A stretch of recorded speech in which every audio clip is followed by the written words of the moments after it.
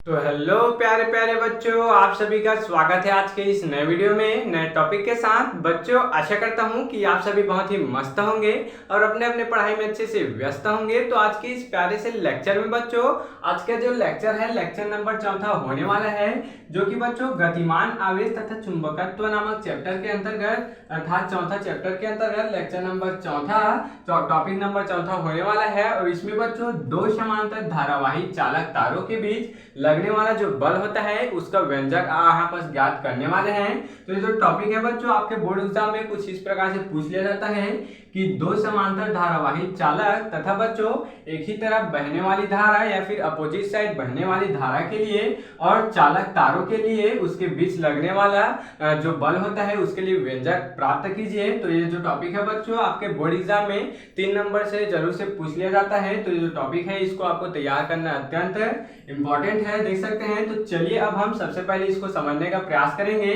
तो इसमें क्या निकालना है बच्चों, धारावाही चालक तारों के बीच जो लगने वाला बल है, अर्थात इसमें जब हम लोग I धारा प्रवाहित करेंगे तो इसमें कौन सा बल लग रहा है और कितना लग रहा है उसके बारे में उसी को आपको निकालना है। तो चलिए अब हम इसको समझने का प्रयास करेंगे। तो क्या बोला गया, माना दो समांतर धारावाही चालक तार PQ व RS परस्पर R दूरी पर रखे गए हैं। क्या बोला गया बच्चों, ध्यान देंगे। माना दो समांतर तार, अब दो समांतर बोला गया बच्चों, तो दोनों जो तार होगा लंबाई में समान होगा और दूरी भी इसका क्या होगा, समान होगा। तो PQ और RS, PQ बच्चों और RS यहाँ पर R दूरी पर रखा गया है। और आगे समझेंगे, जब इसमें धारा प्रवाहित करते हैं, जब इसमें I1 धारा और RS में I2 धारा जब प्रवाहित करते हैं तो तार एक दूसरे पर क्या करती है, बल आरोपित करती है। तो अब एक दूसरे पर कैसे बल आरोपित करेगी बच्चों, अगर जो धारा की दिशा है एक ही तरफ होगी, जो धारा की दिशा है बच्चों एक ही तरफ होगी, तो कौन सा बल लगेगा, यहाँ पर आकर्षण बल लगेगा। देख सकते हैं यहाँ पर कौन सा बल कार्य करेगा, आकर्षण बल। दोनों एक दूसरे को अपने साइड खींचेंगे। अगर बच्चों यही जो है, यही PQ और RS जो क्या है बच्चों, तार है, वह इसकी अगर धारा अपोजिट साइड कर दी जाए तो क्या होगा बच्चों, एक दूसरे को ये प्रतिकर्षित करेंगे, अर्थात बच्चों एक दूसरे की तरफ यह नहीं आएंगे, यह अपोजिट साइड में क्या होंगे, मूव करेंगे। देख सकते हैं।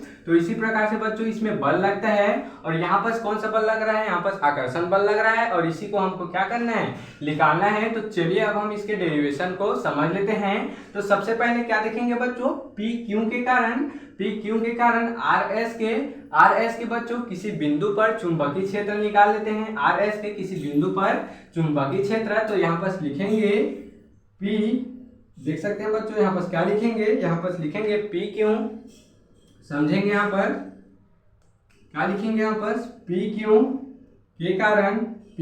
के कारण RS के किसी बिंदु पर, RS के किसी बिंदु पर क्या निकालेंगे बच्चों, यहाँ पर चुंबकीय क्षेत्र निकालेंगे, चुंबकीय क्षेत्र निकालेंगे। तो अब चुंबकीय क्षेत्र यहाँ पर क्या हो जाएगा बच्चों, क्या निकाल रहे हैं, PQ तार के कारण RS तार के किसी बिंदु पर चुंबकीय क्षेत्र निकाल रहे हैं। तो क्या हो जाएगा यहाँ पर V1 is equal to μ0 upon में क्या हो जाएगा 2 पाई, और इधर क्या हो जाएगा बच्चों I अपॉन R होता है। तो यहाँ पर I1 के कारण निकाल रहे हैं तो क्या हो जाएगा, यहाँ पर I आ जाएगा। देख सकते हैं। इसको बच्चों इक्वेशन नंबर हम लोग फर्स्ट यहाँ पर मान सकते हैं, समीकरण नंबर 1 यहाँ पर मान सकते हैं। अब बच्चों अब आगे क्या निकालेंगे, देख सकते हैं। अब बच्चों ये जो RS है, जो RS तार है, इसकी किसी लंबाई पर बच्चों लगने वाला बल जो होता है उसको निकालेंगे। तो क्या लिखेंगे यहाँ पर, RS तार पर, तार के किसी लंबाई अर्थात बच्चों L पर, किसी L पर लगने वाला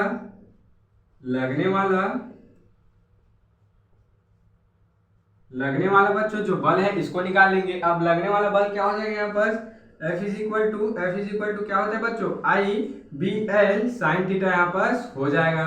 अब चूंकि बच्चों I क्या हो जाएगा, RS के लिए निकाल रहे हैं, RS के लिए निकाल रहे हैं, तो क्या हो जाएगा I इज इक्वल टू क्या हो जाएगा, I क्या हो जाएगा यहाँ पर I2 हो जाएगा। देख सकते हैं यहाँ पर क्या हो जाएगा, I2 हो जाएगा, यहाँ पर I2 हो जाएगा। उसके बाद बच्चों B भी क्या हो जाएगा, 1 हो जाएगा।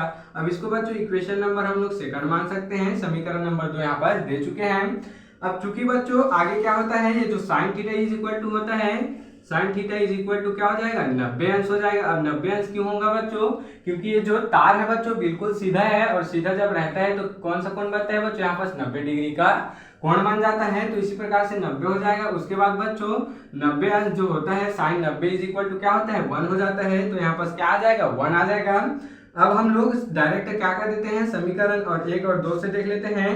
तो क्या लिखेंगे बच्चों यहाँ पर समीकरण 1 व 2 से, तो समीकरण 1 व 2 से देखेंगे बच्चों तो क्या हो जाएगा यहाँ पर ध्यान देंगे ये जो बच्चों b1 का मान है यहाँ पर उसको, ये जो b1 का पूरा मान है उसको यहाँ पर इनपुट कर देंगे तो क्या हो जाएगा आगे यहाँ पर ध्यान देंगे, आगे इधर देखेंगे बच्चों आगे क्या हो जाएगा f इज इक्वल टू क्या हो जाएगा यहाँ पर i2 है, इधर क्या है बच्चों i2 है। उसके बाद b1 का जो मान है उसको लिख देंगे तो b1 का मान क्या है म्यू नॉट अपॉन 2 पाई। तो इधर क्या हो गया बच्चों i1 देखेंगे यहाँ पर i1 अपॉन में क्या है r है, देख सकते हैं i1 अपॉन में क्या है बच्चों r है। उसके बाद बच्चों इधर इंटू में क्या हो जाएगा, इंटू में जो बचा है क्या बचा है l बचा है। और इधर साइन 90 का मान क्या हो गया बच्चों 1 हो चुका है तो उसको यहाँ पास नहीं लिखेंगे, यहाँ पास क्या आ जाएगा 1 आ जाएगा तो उसको लिखते नहीं है 1 को। तो इसके बाद आगे क्या हो जाएगा बच्चों ये जो i2 है वो उसको इधर कर देंगे तो f इज इक्वल टू, और ये जो l है बच्चों इसको इसके नीचे ला देंगे f के, तो क्या हो जाएगा म्यू नॉट 2 पाई। इधर क्या हो गया बच्चों i1 i2 अपॉन r देख सकते हैं, इंटू में क्या बचा है यहाँ पर कुछ नहीं बचा है क्योंकि ये जो l है बच्चों इधर आ चुका है, देख सकते हैं ये जो l है इधर पक्षांतर हो चुका है। तो यही क्या है बच्चों आपका जो दो समांतर धारावाही चालक तारों के बीच जो लगने वाला बल है उसके लिए यहाँ पर व्यंजक निकल कर आ चुका है। देख सकते हैं क्या हुआ यहाँ पर कुछ भी नहीं हुआ बच्चों।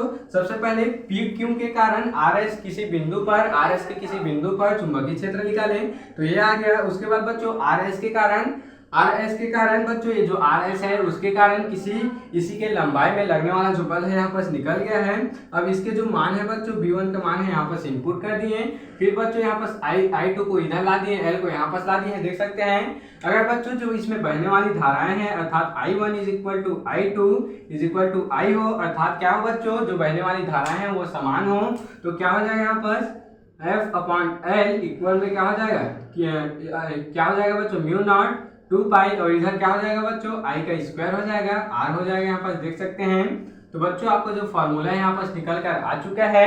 तो इस प्रकार से आज के इस प्यारे से टॉपिक में हम लोग दो समांतर धारावाही चालक तारों के बीच जो लगने वाला बल है इसके लिए व्यंजक ज्ञात कर चुके हैं। आप इसके स्क्रीनशॉट यहाँ पर ले सकते हैं। तो बच्चों आशा करता हूँ कि यह टॉपिक आपको जरूर से समझ में आया होगा और ऐसे ही और इम्पोर्टेंट टॉपिक के लिए मेरे इस चैनल में बने रहिएगा। अगर आप इस चैनल में नए हो तो इसको जल्दी से सब्सक्राइब करके बच्चों बेल वाले आइकन को दबाकर प्रेस कर लीजिएगा ताकि आपको मेरी ऐसी ही अच्छी इंफॉर्मेटिव वीडियो और अच्छे इंपॉर्टेंट वीडियो हर चैप्टर से आपको अच्छे से मिलते रहें, नोटिफिकेशन सबसे पहले आप तक ही पहुंचती रहे। तो चलिए बच्चों फिर मिलते हैं किसी नेक्स्ट वीडियो में नए टॉपिक के साथ, तब तक के लिए जय हिंद जय भारत।